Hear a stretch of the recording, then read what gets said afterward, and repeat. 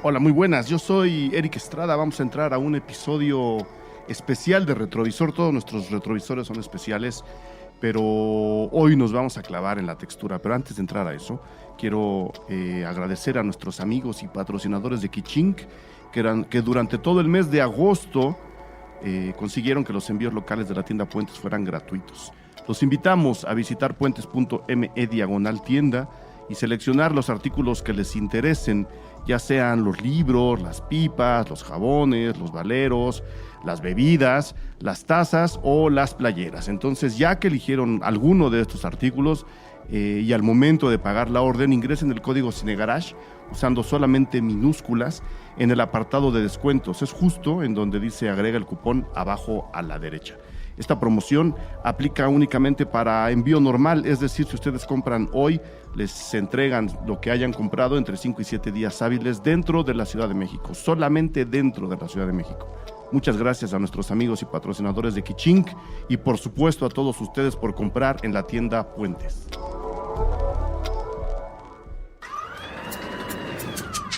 Cine Garage. Aquí cabe todo el cine. Con Eric Estrada. Retrovisor. Puentes.me.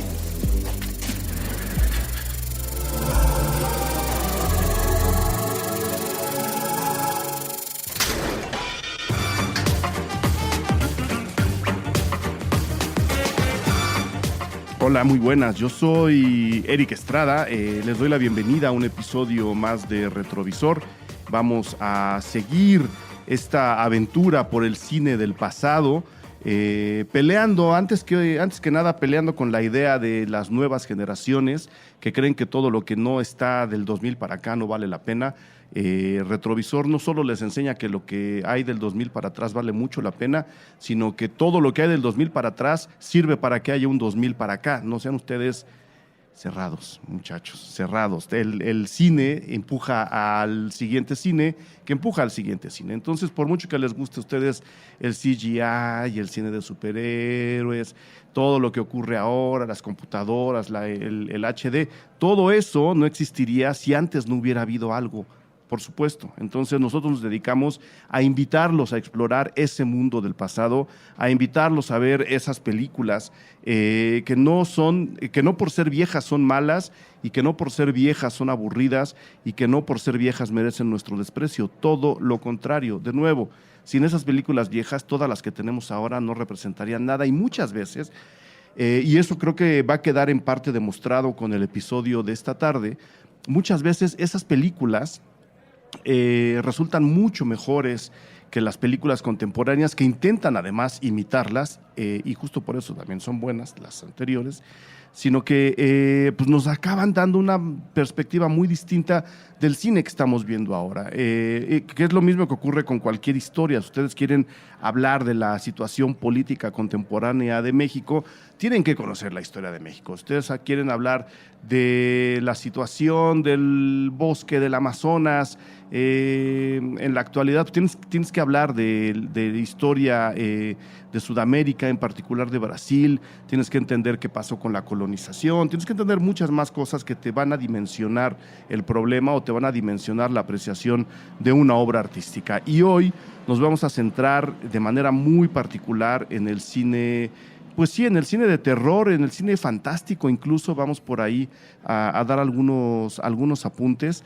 Que además el cine de terror está viviendo una situación muy, muy peculiar. Por un lado, ustedes lo saben, lo hemos dicho aquí, el cine de terror está viviendo, el buen cine de terror y en particular el cine de terror independiente, está viviendo un momento muy interesante a nivel mundial. Ahora que tuve incluso oportunidad de ser jurado de la sección de largometraje latinoamericano en el Festival Macabro, en Macabro, el Festival de Cine de Horror de la Ciudad de México, pues se pueden ver cosas que todavía no están propuestas para su estreno comercial, y ahí se confirma la teoría, sumado además a lo que ya hemos hablado y platicado en otros episodios, en donde el cine de terror es el protagonista en Cine Garage, que hacen ver que el cine de terror independiente está viviendo un momento muy interesante a nivel mundial. La posibilidad de filmar con elementos más cercanos a nosotros y en muchos de los casos saltarse la renta de equipos más complicados, está haciendo que historias más reales, más asentadas en la realidad de cada uno de los países que están produciendo cine de horror ahora, pues, se filmen como de primera mano, ¿no? Es decir, no necesitamos pasar a veces, no necesitamos pasar por un complejo y larguísimo esquema de producción para poder contar la historia que queremos contar, y en consecuencia estos esquemas de producción que muchas veces limitan o desvían la idea o la historia que podamos querer contar, pues acaban llegando de manera más pura a la pantalla, y me voy a explicar, ¿no? Pude ver, por ejemplo, una película llamada Mal Nuestro de Brasil, justo en el Festival Macabro, una película que plantea una realidad muy brasileña, muy de ciudad brasileña, no una realidad, pero una fantasía metida en esa realidad. Yo me imaginaba a una enorme productora queriendo sacarle más jugo a una historia pequeñita, filmada con muy pocos recursos, que los estaba explotando bien. Me imaginaba queriéndole meter la mano y hacerla más escandalosa y quitando quizá a un par de personajes o agregando otros. Y es ahí donde se desvirtúa mucho del cine de terror comercial que estamos viendo, que es donde están, por supuesto, Anabeles y Conjuros, y ahora ya actividades paranormales, los aros, todo eso que ya está sobreexplotado, pero que son fórmulas que convierten en fórmula a una película justo para sacarle más jugo. Eso está de un lado. Del otro lado está el cine independiente, que quiere contar historias que en consecuencia, al estar más vinculadas a la realidad de donde están surgiendo, pues esas historias acaban hablando también de esa realidad de una manera a veces muy fantasiosa. Ahí está la propia Mal Nuestro, ahí está también la película mexicana Forward, que también estuvo en Macabro y que también tiene su onda mucha, tiene una concepción muy, muy peculiar, y ahí está las ya multimensionadas La Bruja, It Follows. O sea, también en Estados Unidos está ocurriendo este fenómeno. Por un lado, decía yo, del momento peculiar que está viviendo el cine de terror en este momento, ahora, para no sonar todavía más redundante, está esa parte, ¿no? La revitalización del cine de terror independiente. Por el otro lado, las grandes figuras se están desvaneciendo. Todas las grandes figuras que nos enseñaron que se puede hacer cine de terror independiente, que hicieron buen cine de terror y que lo hicieron con pocos recursos y que por supuesto contaron la historia que ellos querían contar al ser independientes, se nos están yendo de las manos. Hace muy, muy poco murió George A. Romero, el director, el creador de La Noche de los Muertos Vivientes, una película determinante en la historia del cine de terror universal, una película que transformó por completo y para siempre la idea que tenemos y que teníamos de los zombies en el cine, y que le dio al cine un personaje que le ha servido para adaptarlo a las realidades de cada una de las épocas en las que los zombies han aparecido en alguna historia en el cine, desde la comedia hasta películas ya ultra gore, ¿no?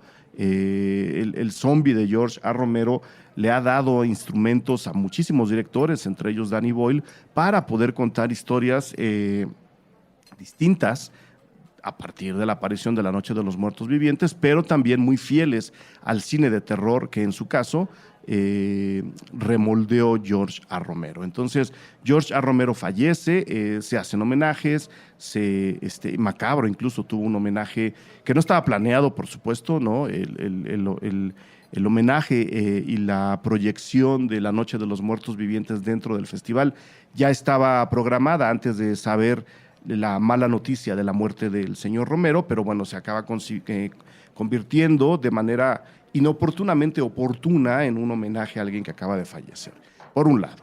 Por el otro, El pasado fin de semana, mientras todo el mundo estábamos bailando y gozando en el Hello Fest en Monterrey, Tobe Hooper, el director de cine, también un director de cine de horror, también revolucionario, falleció.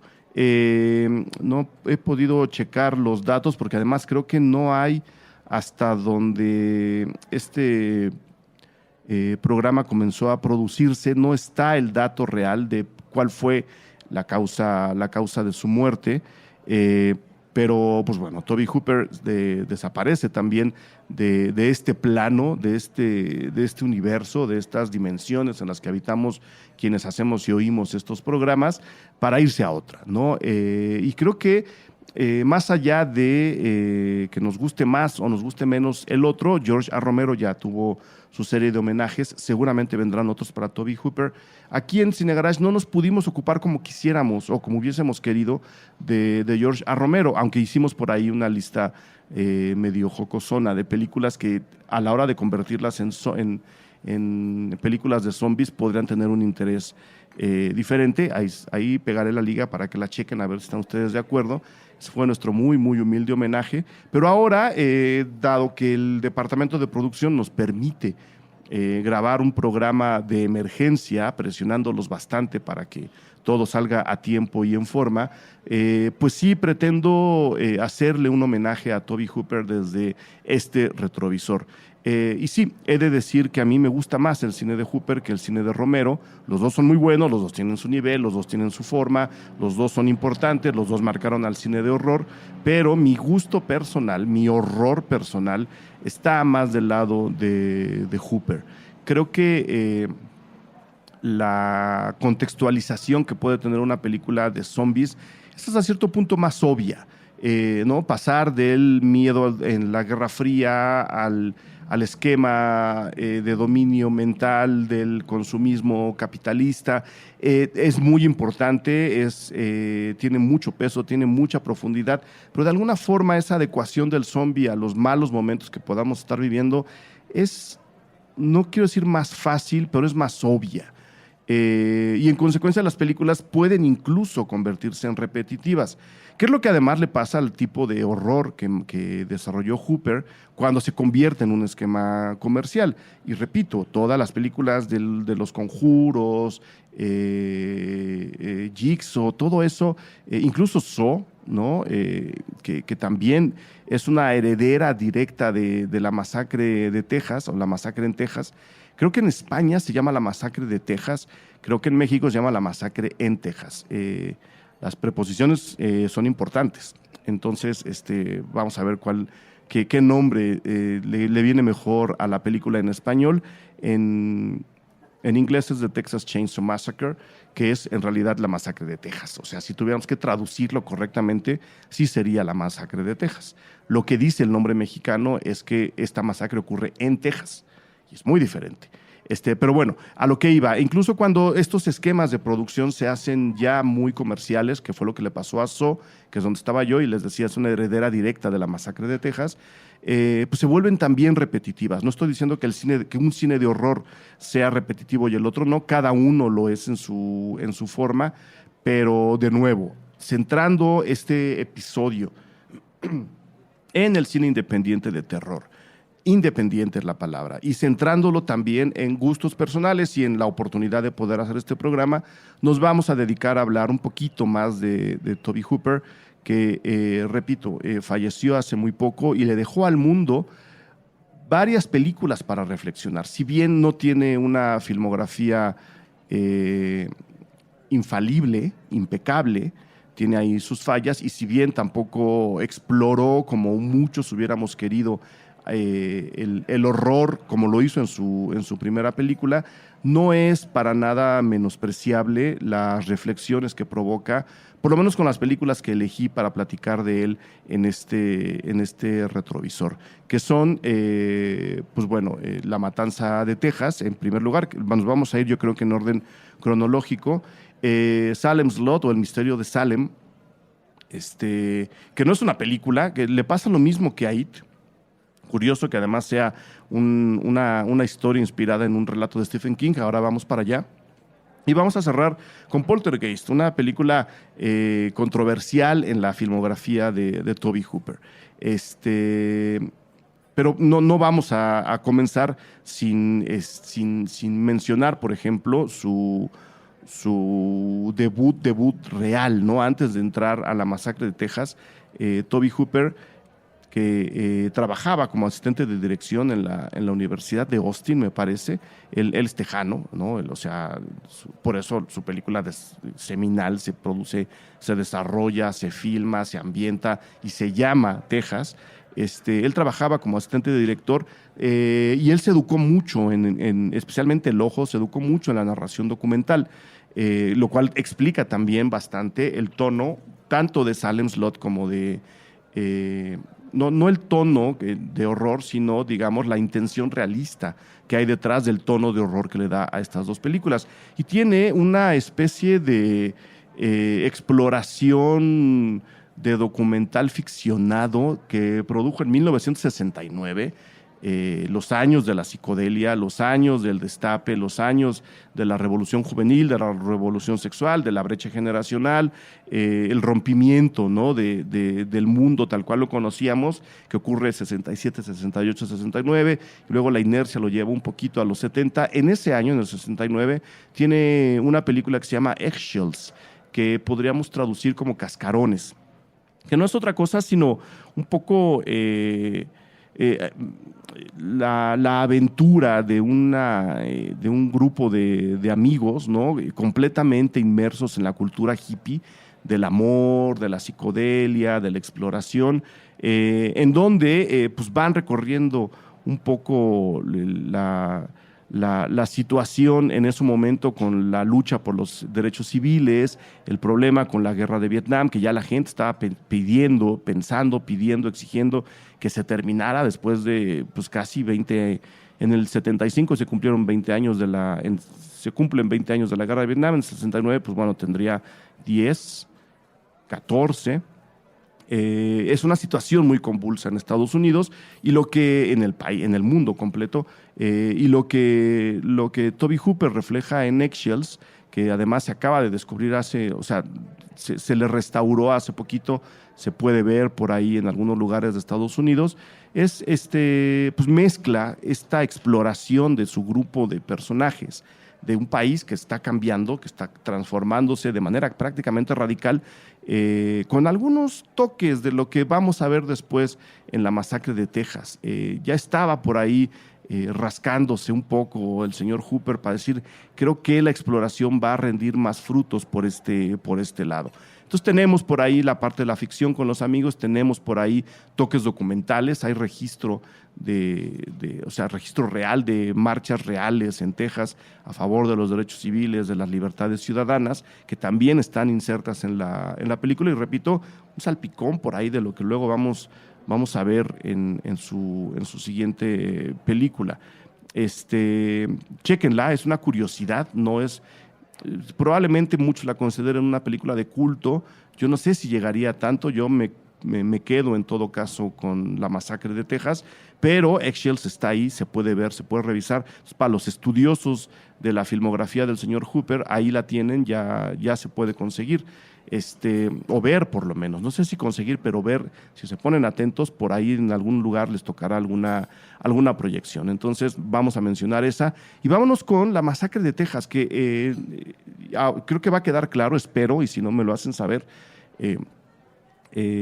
la importancia incluso política y social que tiene esta película, como la tuvo La Noche de los Muertos Vivientes, pero repito, a mí me gusta más análisis que el propio Hooper hace de su sociedad en ese momento en particular. Si 1969 era un año convulso, 1974 era un año de decepciones brutales en Estados Unidos y resulta incluso entre paradójico e iluminador que ahora la masacre de Texas, con todo lo desafortunado que es el resurgimiento que va a tener, ocurra también en un momento de enorme desesperanza en los Estados Unidos y en el mundo en general, ¿no? Si tuviéramos que hacer la reflexión de cómo está la cosa ahora,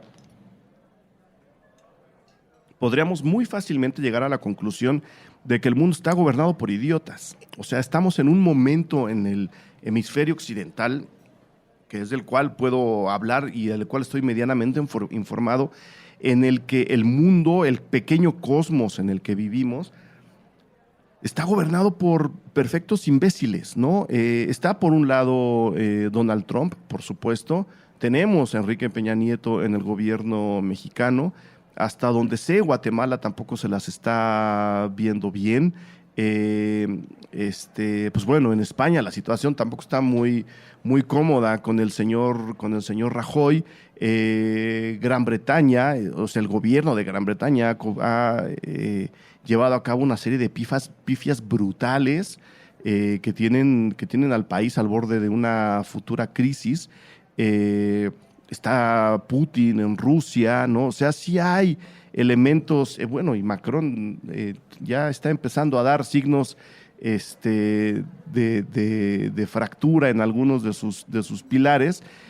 No lo estoy llamando imbécil, todavía no ha hecho nada, no lo conozco, pero de los otros sí me hago responsable, de mis palabras, quiero decir. Y eso, ¿no? Entonces, el hecho de que esta película que se hizo en un momento de amplia decepción, cuando Estados Unidos también estaba gobernado por otro imbécil, muy parecido al que tienen ahora, además, en más de un sentido, que la película, desafortunadamente, por la muerte de Hooper, vuelva a surgir justo en este año, resulta entre paradójico e iluminador, que es lo que yo les decía al rato. ¿Por qué? Porque la película está concentrando en esta historia de unos amigos estudiantes que en unas vacaciones de verano se van a una casa a pasar el tiempo, a pasar el rato. Por supuesto se pierden y terminan capturados por una familia de caníbales que los van asesinando uno a uno para satisfacer sus propias necesidades brutales, ¿no? En una especie de pintura de desvíos mentales y de satisfacciones no alcanzadas. O sea, todo esto está presente en la película de Hooper como una especie de retrato del Estados Unidos que se estaba viviendo en ese momento. La película es eso. La película es muy sangrienta. La película cuenta, por supuesto, con uno de los asesinos. No lo voy a llamar monstruo, aunque lo es. Porque, o sea, no lo es desde el punto de vista sobrenatural, pero humanamente es un monstruo, es una persona que vive con una familia de caníbales que ya de entrada representan cierta monstruosidad, tanto psicológica como humana, y que disfruta cortando a seres humanos con su sierra eléctrica, la chainsaw, para después jugar con los pedazos de esos cuerpos e incluso construir cosas como bancas y sillas y mesas y lámparas, ¿no? Con los huesos humanos. Y la película es violenta, la película es sangrienta, justo por eso, recordemos, se los acabo de decir, Hooper tenía una educación muy de documentalista, entonces a la hora de retratar esta historia mínima en sinopsis, muy amplia en su profundidad, si bien lo hace entendiendo las reglas, entendiendo las posibilidades del cine de horror, tanto en movimientos de cámara como en acercamientos, lo que enfoca, lo que nos enseña de lejos, lo que nos enseña de cerca. O sea, hay un cineasta muy consciente ahí atrás, número uno, del poder de la cámara y número dos, de las posibilidades de ese poder de la cámara en el cine de horror. Está eso, sí hay un lenguaje de cine de horror muy claro, incluso algunas veces arriesgado, que por otro lado, dentro del encuadre, se cuida mucho llenando con la dosis suficiente de gore y de violencia para la finalidad real de la película, que es justo a donde voy. Esa es la plástica, esa es la estética, ese es el tono de la película. Pero lo que estaba haciendo Hooper en realidad, dicho además por él mismo en varias entrevistas, que aquí las buscaré para ponerlas en la bitácora, era provocar una reflexión sobre el estado de las cosas en el Estados Unidos de 1974.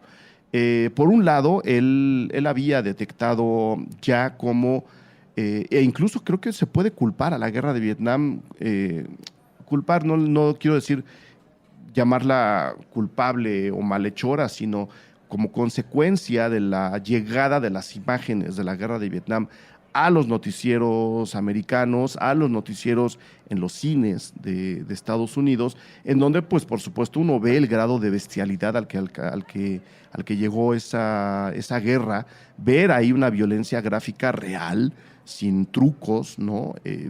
Saber que la sangre que están retratando esas cámaras es real, que los muertos que estamos viendo ahí son reales, que la violencia que está llevando el noticiero es real y no inventada.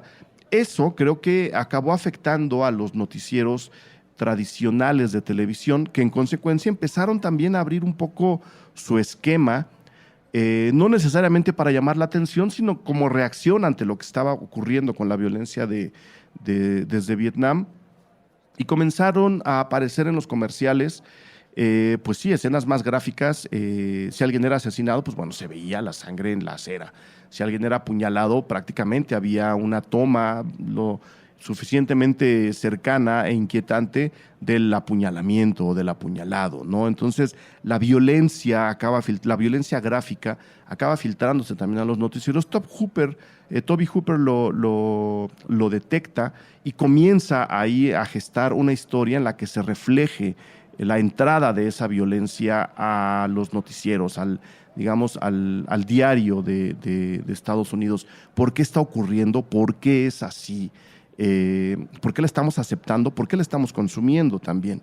Que es una reflexión que incluso también los podría alcanzar hasta ahora, especialmente en México, en donde se ha puesto mucho a debate la necesidad o no de ser más explícito en las imágenes que se transmiten en los noticieros de televisión, dónde queda la ética, todo aquello. O sea, esta discusión sigue viva a la fecha porque los noticieros han pasado por estos periodos de transformación, de ser muy light antes de los 70, a recrudecerse, como lo estoy comentando ahora, a hacerlo todavía de manera más evidente en los 80 y los 90, a el intento de bloquear ese tipo de imágenes en los 2000, en mucho por el poder de la corrección política, en mucho pues porque también no tiene mucho sentido estar viendo ese tipo de imágenes tan gráficas, tan abiertas en la televisión. Es un tema vivo. Entonces, ahí nuevamente la masacre de Texas adquiere una dimensión muy, muy contemporánea. Por otro lado, pues sí está el caso Watergate, en donde la masacre de Texas dice: si estamos gobernados por un imbécil como este señor, por un traidor como lo fue Nixon, un traidor al espíritu del propio Estados Unidos, al espíritu de la figura presidencial en Estados Unidos, que es muy importante ahí. Bueno, en México también lo debería ser, lo está dejando de ser precisamente gracias a los últimos 4 gobiernos que hemos tenido, en donde el presidente y la figura presidencial, el presidente se ha encargado de que le perdamos respeto también a la figura presidencial. En Estados Unidos, afortunadamente, eso todavía está muy bien marcado en cuestión de diferencia. No es lo mismo el presidente que la figura presidencial. Es decir, necesitamos un espacio para el líder, pero ese líder debe estar capacitado para llenar ese espacio. Si ese líder no está capacitado, se juzga al presidente, pero la figura presidencial queda intacta. El espacio del presidente queda intacto y necesitamos reemplazarlo por alguien más. Estados Unidos venía, pues sí, ya les dije, de 14 años de estar peleando una guerra, después de la de Corea además, estar peleando una guerra, número 1, que no necesitaban, número 2, que era enormemente costosa en cuestión de vida, de sacrificio, de esfuerzo. Por supuesto, número 3, era costosa a nivel interno, que solo estaba beneficiando a la gente que vende armas, y la guerra de Vietnam ya estaba en un proceso de cuestionamiento muy fuerte en Estados Unidos, que además encima con el caso Watergate de Nixon, y esta doble decepción construye un momento muy importante en la historia de ese país, en el que por un lado se dan cuenta que su presidente es un traidor, es un cobarde, es un perfecto imbécil. No me voy a meter con su ultraconservadurismo, eso es otra historia, pero que sí, la figura presidencial podía llegar a verse dañada por culpa de un mal actuar del presidente. Es decir, no existe el líder que necesitamos, y en consecuencia esto es una casa de locos. Es una matanza generalizada dentro y fuera de Estados Unidos, que un presidente que está más empeñado en cuidar su imagen que en resolverlo no puede parar, y lo que tenemos es una casa de locos. Estados Unidos en ese momento es una casa de locos que además avisoraba ya la llegada, que no ocurriría sino hasta el 75, del fin de la guerra de Vietnam, que le iba a traer a Estados Unidos la triple decepción, porque es una guerra que se pierde, y es una guerra que al perderse le enseña a muchas personas una lección muy importante dentro de ese país, que además transforma a muchos enfoques del cine, podríamos llamar incluso clásico.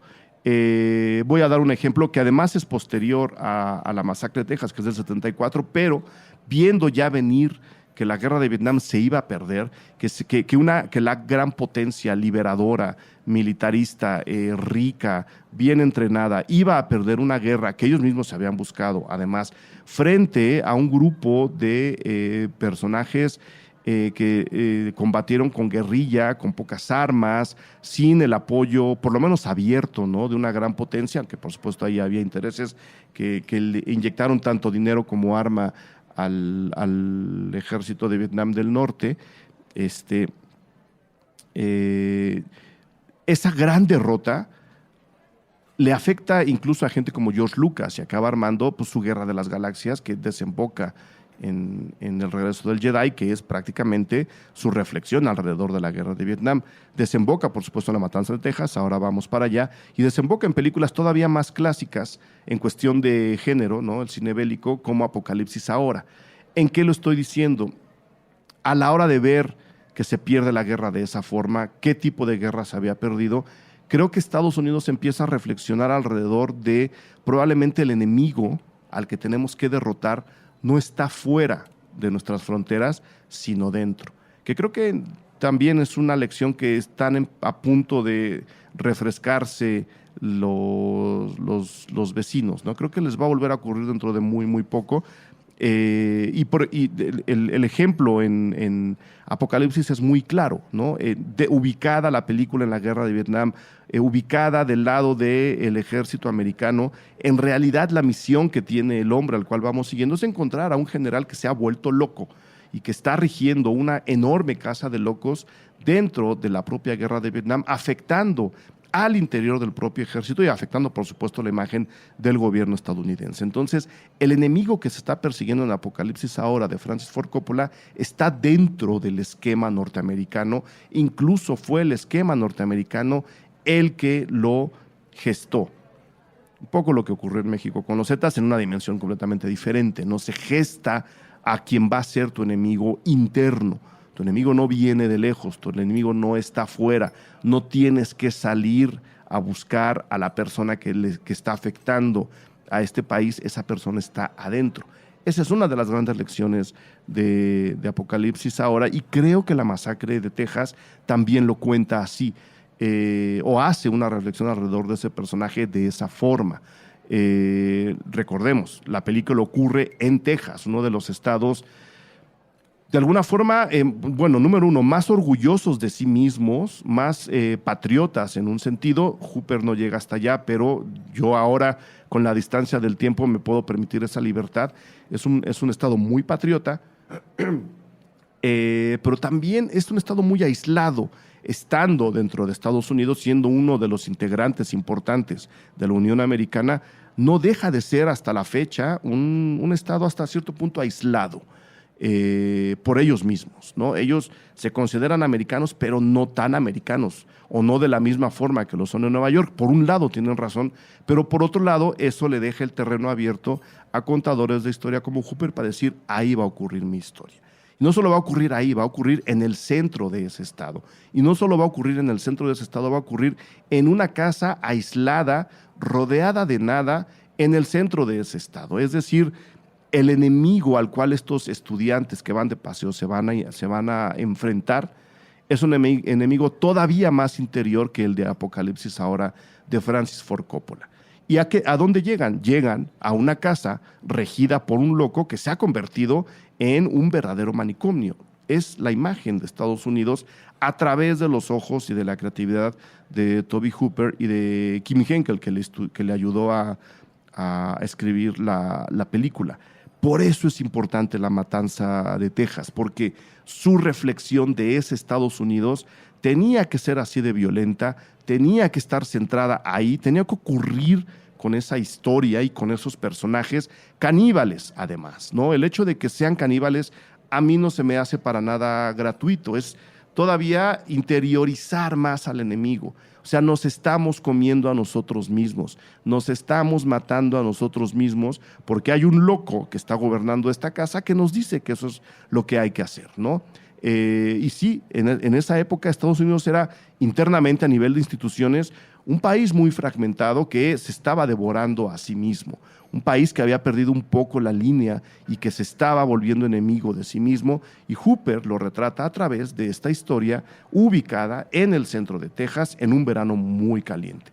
Por eso creo que la película políticamente tiene muchísima carga y es muy, muy importante, porque nos mete a ese tipo de reflexión. ¿Por qué está ocurriendo esto? Porque además no hay salida, ¿no? Porque además cuando uno cree que Leatherface ya no va a alcanzar a la última chica y ella finalmente ha escapado, todo vuelve otra vez al origen. Hay dos razones desde mi punto de vista. Número uno, es la vuelta tradicional pesadillesca del cine de horror.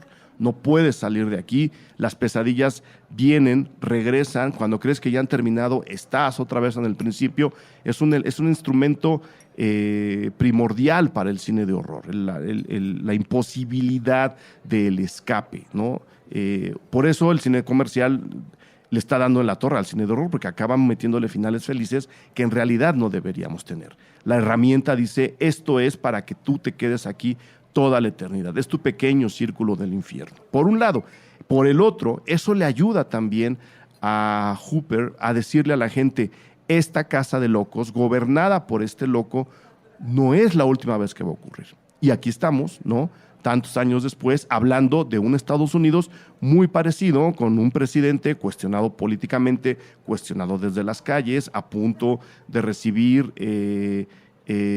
la convocatoria a que renuncie, lo voy a decir así, ¿no? Lo van a invitar a renunciar, como se le invitó a renunciar a Nixon, en un país dividido que se está comiendo a sí mismo. Ahí tenemos a Charlottesville, ahí tenemos todo lo que está ocurriendo con los ataques de un lado y del otro en Estados Unidos. Es un país que se está devorando a sí mismo. Otra vez están convertidos en caníbales. Y la película, repito, está redimensionándose a sí misma, desgraciadamente a través de la muerte de Hooper, pero ahí está, ¿no? Y se nos avisa que esto no va a acabar, no solo no va a acabar, se va a repetir y estamos cayendo en ese error. Entonces la película alcanza todavía una dimensión mayor.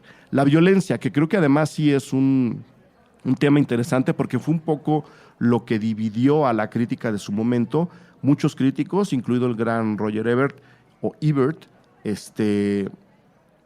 no estaban quizá tan acostumbrados, obviamente no estaban tan deseosos, eso ya lo veían en la televisión, en los noticieros, pero la costumbre del cine de horror no era tener un movimiento tan explícito en cuestión de lo gráfico de su violencia. Y yo leyendo algunas reflexiones, me encontré aquí un texto en IndieWire que escribieron William Earl, Michael Nordin, Chris O'Falt, David Ehrlich y Eric Kohn, que si está más o menos en orden, el texto que yo les digo, que es el segundo, debe pertenecer, no lo sé, pero lo pegaré de todos modos, a Michael Nordin.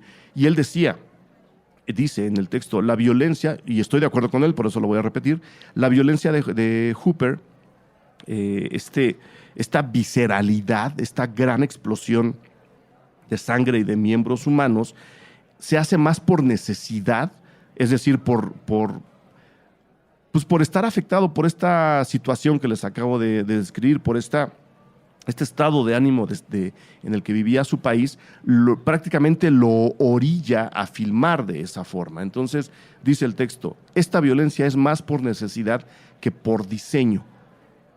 Hooper no estaba pensando, voy a hacer reaccionar a la gente en este momento con este encuadre, sino estaba pensando en el concepto completo. Para redondear todo lo que yo les acabo de decir, por supuesto que Hooper se da cuenta que tiene que soltarse la melena, y no solo se da cuenta, él quiere soltarse la melena, y su película es un reflejo clarísimo de sus propias entrañas. Tenemos a un director joven, tenemos a un director que está filmando con sus propios medios, tenemos a un director que está viviendo en este país que les acabo de describir, que está molesto por esta situación y que en consecuencia va a entregar una película molesta, rabiosa, irritante, porque así se está sintiendo él.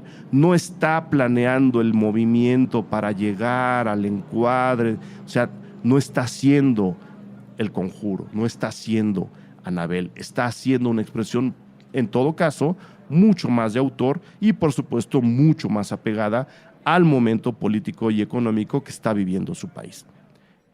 Habría que redimensionarla, que es la reflexión que yo quiero dejar alrededor de la masacre de Texas, porque, repito, desgraciadamente la película está tomando una vitalidad que nos viene bien aceptar, ¿no?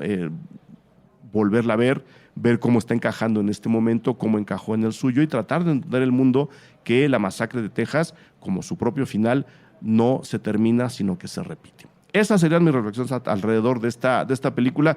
Veo que ya me extendí, entonces me voy rápido con las otras dos, que además, repito, nos la podemos llevar más tranquila, porque una de hecho no es una película. El misterio de Salem, o Salem's Lot, dirigida también, por supuesto, por Tobe Hooper, pero ya no escrita por él. El guión de esta serie de 2 capítulos, una serie de televisión. Con Salem's Lot ocurre un poco el fenómeno de It, que todo el mundo cree que es una película, fue una serie de televisión, y una serie de televisión mala además. Salem's Lot no. Salem's Lot es de las adaptaciones que se han hecho de textos de Stephen King al lenguaje audiovisual que más éxito han tenido y que mejor han sobrevivido esa traducción. ¿Por qué? Porque Hooper sabe que el cine de horror, o por lo menos las historias de horror, necesitan de un personaje poderoso y necesitan de atmósferas. Él ya había construido la atmósfera de la masacre de Texas, ahora se trae la idea de esta construcción de atmósfera a un esquema más nocturno, a un esquema más vampírico, más de cine de horror tradicional, que es por supuesto el que maneja Stephen King, y acaba construyendo una película para televisión, o una miniserie de 2 capítulos que duran 3 horas los dos, para que vean la diferencia, ¿no? De un gran director que en 3 horas nos cuenta el misterio de Salem, enfrente de otro que en 3 horas no nos cuenta Batman contra Superman, por ejemplo, ¿no? Ahí es donde tendríamos que empezar también a comparar el poder del cine contemporáneo con el cine pasado, lo voy a decir ahí. Y el misterio de Salem es eso, es cine de horror clásico, entendiendo mucho la necesidad de atmósferas y de laberintos y de movimientos en personajes, en situaciones que tiene Stephen King. Y se convierte, vista incluso así de corrido, viendo los 2 capítulos de corrido, se convierte en una gran experiencia de cine de horror. Un cine de horror que además tiene un par de momentos clásicos ahí aterradores. La película o la serie es del 79, es decir, 5 años apenas después de la masacre en Texas, y creo que es una experiencia gratísima, es una experiencia que además me parece muchos directores contemporáneos están rescatando para hacer sus propias películas. Está todo, está tanto las reglas vampíricas tradicionales, y de ahí viene incluso una de las escenas más terroríficas de la serie, ¿no? El no dejar entrar a un vampiro, porque si lo dejas entrar, eso pues se vuelve un desastre. Mucho de la escena, una de las escenas cumbres de la serie viene cuando alguien dice, pues déjenlo entrar, ¿no? La tendrán que ver, no quiero estropeársela a nadie, se puede conseguir. De hecho, estoy seguro que en algún servicio de streaming la deben de tener por ahí. Es una historia muy clásica, tan clásica que incluso el look del vampiro, de uno de los vampiros que elige Hooper para la película, nos lleva directamente al Nosferatu de Murnau. Es una película larga o una serie corta, muy inspirada. Yo creo que vale la pena rescatar. Obviamente no está en la lista de las peores películas de Stephen King porque, porque es muy buena, porque la verdad es muy, muy disfrutable. Olvídense de It, de la serie. Ya vamos a ver cómo le va a la película ahora, pero por ahora olvídense finalmente de It. A mí se me hace desastrosa. Éntrenle al misterio de Salem y vean lo que es una buena adaptación de Stephen King, tanto en cuestión de guión, que repito es de Paul Monash, como en cuestión de dirección. Toda la atmósfera, cómo se mueven los personajes, todas las decisiones de encuadre, de plan, o sea, todo lo que tiene que estar acomodado para que el guión funcione, que ya de entrada lo hace, lo hizo el señor Tobe Hooper. Y del otro lado está una película en donde no sabemos qué fue lo que hizo el señor Tobe Hooper. Me la voy a echar rápida porque creo que ya la hemos comentado bastante en Cine Garage. Poltergeist de 1982 o Juegos Diabólicos, como se llamó en México. La película, repito, es del 82. Y si ustedes, hace un par de años, hace 3, 4 años, todavía no era oficial, pero si uno buscaba el crédito de director de Poltergeist, aparecía solamente Tobe Hooper. De unos años para acá, ya aparece Steven Spielberg al lado de Tobe Hooper en el crédito de director de Poltergeist. Spielberg mismo escribió la película, eso sí se sabe. De él es la historia, de él es el guión, al lado de Michael Grace y de Mark Victor. Pero Spielberg, pues conociendo también a Hooper, lo llama para dirigir. ¿Qué es lo que ocurre con esta gran película de terror escrita especialmente para la pantalla? No es adaptación, no viene de ninguna novela, no va por ese lado, es todo lo contrario a lo que se había hecho en Salem Slot. ¿Qué es lo que ocurre? Que Steven Spielberg acaba filmando bastante de la película que según esto le había encomendado a Hooper. Pero sin embargo, hay también toques y algunas situaciones en las que uno dice, esto fue decisión de Hooper. Él fue el que o convenció a Spielberg o se puso necio con Spielberg para que esta secuencia se hiciera tal cual la estamos viendo. Y pienso yo muy claramente en el momento en el que la madre de esta familia acosada por uno o por varios espíritus en su propia casa nueva, ¿no? Viene a todo además de la vieja leyenda de la casa o de la ciudad construida sobre un cementerio indio. Esta familia está viviendo ahí y Jovette Williams interpreta a Diane, que es la madre de la familia, que es en pocas palabras la que prácticamente resuelve el asunto. Si bien Craig T. Nelson, que es el papá, ayuda mucho, pues está muy nerviosito todo el tiempo. Creo que aquí el personaje fuerte es el de Diane. En algún momento, ya muy cercanos al clímax, Diane cae en una tormenta brutal, cae en un hoyo al lado de su casa, en donde empiezan a surgir los esqueletos de la gente que está enterrada ahí. Esa secuencia, esa parte de la película y otras muy parecidas, estoy seguro que son de Hooper. Entonces, más que en una invasión de parte de Spielberg hacia el trabajo de Hooper para poder concretar esta película, estoy pensando yo en una colaboración, estoy pensando en una especie de equipo sin crédito en el que Spielberg, quizá entrando de más, ¿no? Quizás sí le pidió la película y luego decidió hacerla con él, está por un lado aprendiendo los mecanismos de Hooper y por el otro lado dotando a la película de los puntos indispensables para también convertirla en un gran estreno de taquilla. No estoy diciendo que La Masacre de Texas en un gran éxito de taquilla, quise decir. No estoy diciendo que La Masacre de Texas no haya sido un éxito, lo fue, le fue muy bien en cuestión de taquilla y de recaudación, pero siendo esto un proyecto de alguien más, creo que la mente comercial de Spielberg lo lleva, no sé si consciente o inconscientemente, y no sé qué tan de mala gana, eso ya nos lo contará él algún día. Esperemos en el documental que se está haciendo ahora que alguien le pregunte qué fue lo que pasó en Poltergeist. Yo creo que eso lo lleva a él a meter la mano para que la película tenga un look quizá no tan Hooper, quizá un poquito más Spielberg, que nos garantice un poco, que nos dé un poco más de seguridad a la hora de verla reflejada en la taquilla. Probablemente Poltergeist, con todo lo oscura que es, con lo violenta que es, con lo bien filmada que está, con lo tensa y con lo, pues sí, escalofriante que puede llegar a ser por momentos, habría sido todavía más oscura y probablemente más gráfica si hubieran dejado a Hooper solo. Y creo que ahí es donde habría que pensar más en la en la mezcla, ¿no? En el trabajo en equipo. Creo que la película está muy bien como está. Creo que justo este cruce entre cuento de fantasmas y cuento de fantasmas para niño y película de terror le viene muy bien. Y prefiero pensar en Poltergeist con todas las ventajas que tiene. A mí se me hace una película también muy, muy cercana a una calificación perfecta, aunque tiene sus fallitas, pero está muy, muy cerca de una calificación perfecta. Prefiero pensar en ella como un trabajo de colaboración de dos grandes directores, antes que como en el enfrentamiento creativo de dos mentes diferentes.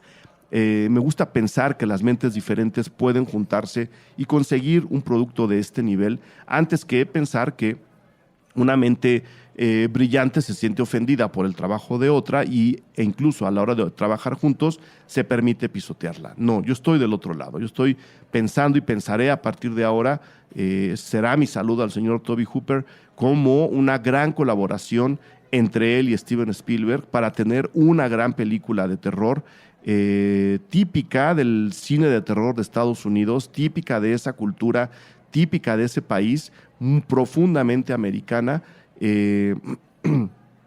como lo es Poltergeist para la posteridad, ¿no? Así me voy a quedar, con esa idea me voy a quedar de esta película. Y pues bueno, ahí están mis reflexiones alrededor de ella, alrededor del misterio de Salem, alrededor de La Matanza de Texas, por supuesto, que es la película que sin duda todo mundo va a recordar de él, ¿no? No fue la última, por supuesto, no fue la única. Bueno, de hecho, hizo su Masacre de Texas 2, o sea, sí estuvo moviéndole todavía ahí, en donde incluso nos demostró que puede manejar un gran presupuesto. O sea, él hizo cine independiente, él lanza La Masacre de Texas como un proyecto independiente, pero cuando le dan dinero para hacer la segunda, sabe que lo puede usar bien y lo usa bien. Si alguien quiere también aprender cómo hacer una buena secuela de un proyecto personal, están los grandes clásicos, pero también está La Masacre de Texas número 2. Miren, La Casa de los Horrores la tenía perdida por ahí, de Funhouse. Un poco más o menos la misma tesis, tampoco está tan mal. Pero bueno, esas son mis reflexiones alrededor de estos tres proyectos del señor Hooper. Ahí les dejo mis reflexiones, espero las suyas, espero que haya un rescate de la película, que la podamos ver de nuevo en pantalla grande sin necesidad de recurrir a las nuevas versiones, que pierden todo este encanto que les acabo de decir, toda esta profundidad de su momento, de su época, de su contexto. Ese es el inconveniente de las nuevas versiones, aunque si las adaptan bien, que es lo que hay que hacer, no nada más calcarlas, pueden convertirse también en un poderoso vehículo de reflexión, como lo es ahora la Matanza de Texas, para bien y para mal, ¿no? Fue un momento e invitó a la reflexión en su momento. Desgraciadamente lo está haciendo otra vez. Desgraciadamente lo voy a repetir por dos razones. Primero, porque Hooper murió, y dos, porque el mundo no se ha arreglado. Entonces, hay que volverla a ver, hay que volverla a reflexionar. Un saludo a todos ustedes, pásenla muy bien, nos vemos después.